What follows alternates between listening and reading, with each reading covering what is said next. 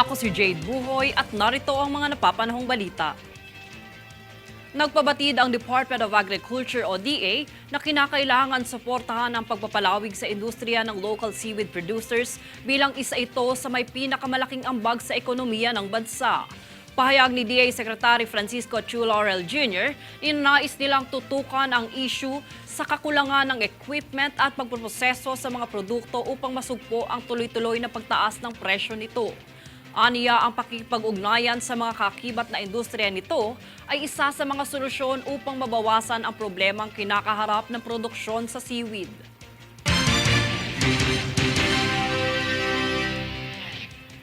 Tinanggal na ng China Coast Guard ang inilagay nitong mga floating barriers sa bukana ng Baho de Masinloc o Scarborough Shoal. Ito'y matapos ang resupply mission ng BFAR.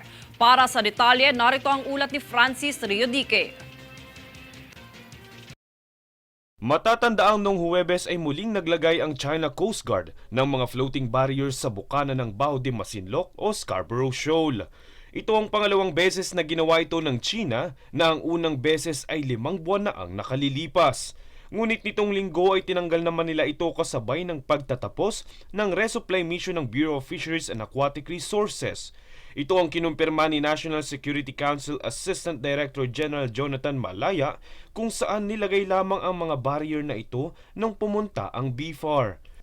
Pagtitiyak niya, patuloy naman ang pagpapaigting ng ahensya ng presensya ng bansa sa karagtang ito na sakop ng Exclusive Economic Zone ng Pilipinas. Aniya, huwag umano tumigil ang mga Pilipinong mangingisda na mamalakaya dito dahil teritoryo ito ng Pilipinas at patuloy namang silang susuportahan ng gobyerno.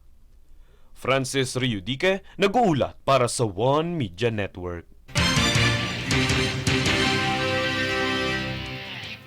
Nitong kamakailan sa baybayin ng Barangay Sebaring, Balabac sa Palawan ay nakiisa ang Philippine Coast Guard o PCG sa mga lokal na opisyal sa pag-recover ng 336 na peraso ng fossilized giant clamshell na karaniwang kilala bilang taklobo o manlet. Ayon sa Coast Guard District Palawan, ang mga narecover na shell na may tinatayang market value na 8.1 million pesos ay turn over sa local government unit para sa agarang pag-iingat at karagdagang proseso.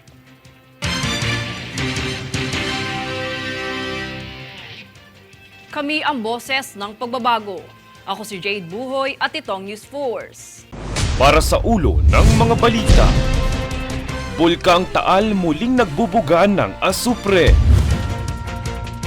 Level ng tubig sa Angat Dam patuloy na bumababa. BFAR pinaimbestigahan na ang paggamit ng China ng cyanide sa Baho de Masinloc. Mahigit 8 milyong pisong halaga ng fossilized giant clamshells na recover ng mga otoridad sa Palawan. Vlogger na nirescue ng BFP arestado matapos tangkaing tumalon sa tulay. Seguridad sa paggunita ng EDSA People Power pinaghahandaan na. Patas at pantay na balita, komprehensibong ulat para sa pulso ng masa. Ito ang News Force.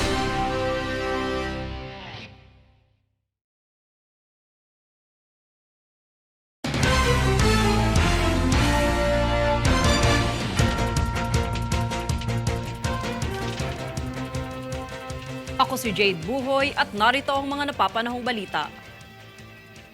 Pinangangambahan ng Philippine Atmospheric, Geophysical and Astronomical Services Administration o PAG-ASA ang patuloy na nababawasang level ng tubig sa Angat Dam. Ito ay dahil sa kakulangan ng pagulan kung saan nasa 207.78 meters na ang level ng tubig nito. Mas mababa ng 0.2 meters nitong linggo. Sa katunayan, ang Angat Dam ang isa sa mga pinakamalaking dam na nagbibigay umano ng inuming tubig at enerhiya sa Kalakhang, Maynila.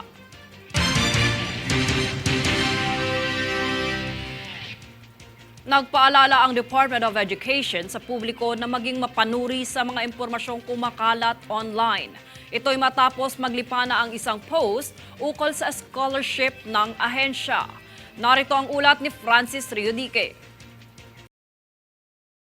Kumakalat ngayon sa social media ang post na ito na magdadala ka lamang ng ID para mabigyan ng scholarship, kalakip ang litrato ni Vice President at DepEd Secretary Sara Duterte. Ngunit pinabulaanan ito ng Department of Education na ito ay peke o walang katotohanan. Ayon sa DepEd, nararapat na maging vigilant ang publiko laban sa mga misinformation. Pinaalalahanan naman ng ahensya ang publiko na ang mga opisyal na mga anunsyo at impormasyon ay mula lamang sa kanilang opisyal na social media accounts. Nanawagan din ng DepEd na agad iapela sa ahensya ang ganitong klase ng mga insidente sa DepEd Action Center at deped.gov.ph.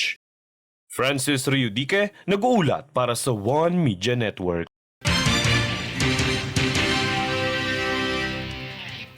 Patuloy ang pag-aarangkada ng mga programa at aktibidad ng National Housing Authority o NHA para sa unang quarter ng taong 2024.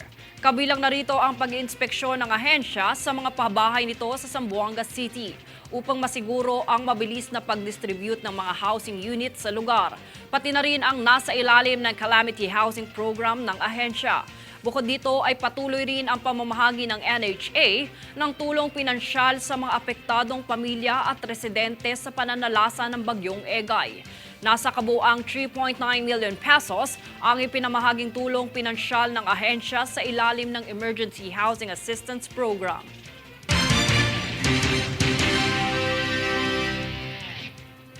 Kami ang boses ng pagbabago. Ako si Jade Buhoy at itong News Force. Para sa ulo ng mga balita, Bulkang Taal muling nagbubuga ng asupre. Level ng tubig sa Angat Dam patuloy na bumababa. Before pinaimbestigahan na ang paggamit ng China ng cyanide sa Baho de Masinloc. Mahigit 8 milyong pisong halaga ng fossilized giant clamshells na recover ng mga otoridad sa Palawan. Vlogger na nirescue ng BFP arestado matapos tangkaing tumalon sa tulay. Seguridad sa paggunita ng EDSA People Power pinaghahandaan na. Patas at pantay na balita, komprehensibong una para sa pulso ng masa. Ito ang News Force.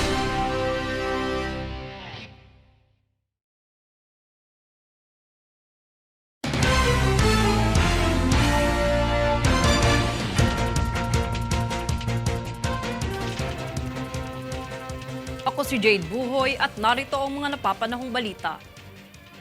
Iniutos na ng National Security Council sa Bureau of Fisheries and Aquatic Resources na beripikahin ang nakaraang iniulat nito na paggamit ng cyanide ng China sa Baho de Masinloc. Ayon kay NSC Assistant Director General Jonathan Malaya, mahalaga na makumpirma ang insidenteng ito bago maipasa ang reklamo sa Department of Justice. Aniya, ang hamon ngayon ay mapatunayan ang pagkasira ng coral reef sa Baho de Masinloc na dahil sa mga mangingisdang Chinese.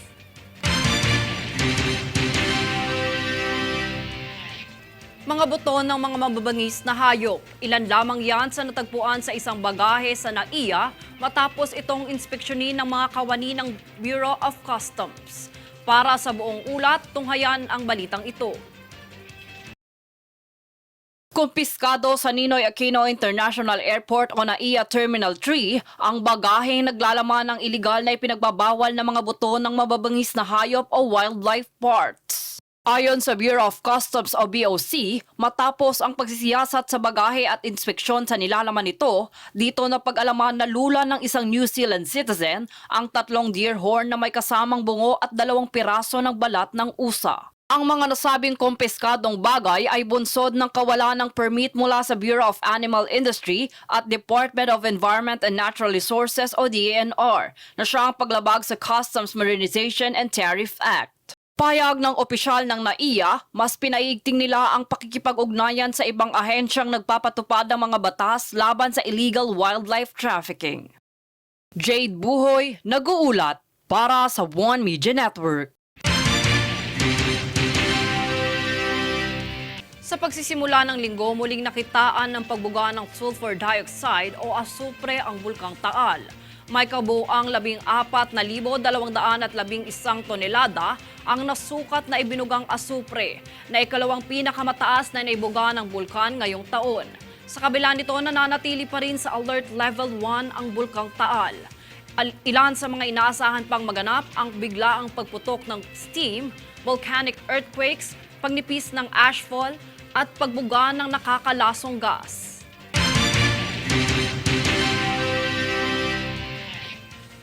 Kami ang boses ng pagbabago. Ako si Jade Buhoy at ito ang News Force. Para sa ulo ng mga balita, Bulkang Taal muling nagbubuga ng asupre. Level ng tubig sa Angat Dam patuloy na bumababa. Before pinaimbestigahan na ang paggamit ng China ng cyanide sa Baho de Masinloc. Mahigit 8 milyong pisong halaga ng fossilized giant clamshells na recover ng mga otoridad sa Palawan. Vlogger na nirescue ng BFP arestado matapos tangkaing tumalon sa tulay. Seguridad sa paggunita ng EDSA People Power pinaghahandaan na. Patas at pantay na balita, komprehensibong una para sa pulso ng masa. Ito ang News 4.